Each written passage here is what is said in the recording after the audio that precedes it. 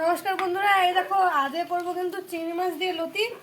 এই যে কেমন করে করছি দেখাচ্ছি। প্রথমে কিন্তু কড়াই গরম হয়ে গেছে, কড়াই তেল দেওয়া হয়ে গেছে। এরপর জিরা দিয়ে দিলাম,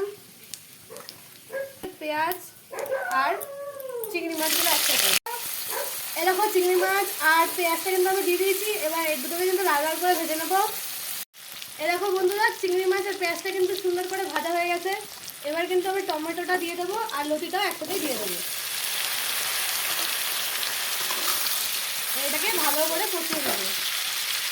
এবার দিয়ে দিচ্ছি আদা আর কাঁচা লঙ্কা বাটা।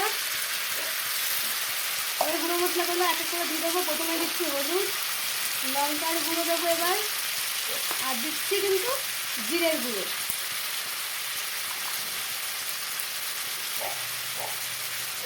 আর দেবো লবণ।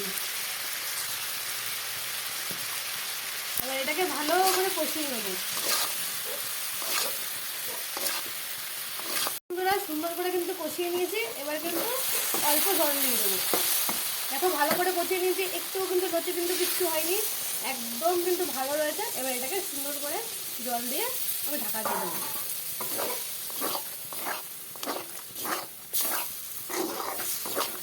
কিন্তু একটাও কিন্তু গলে যায়নি বা ভাঙেনি। দেখো আমার লতিটা কিন্তু হয়ে গেছে। এবার আমি লতিটা নামিয়ে ফেলছি। তোমাদের রেসিপিটা কেমন লাগলো অবশ্যই আমার কমেন্টে জানিও। আজকের জন্য এইটুকুই, টাটা।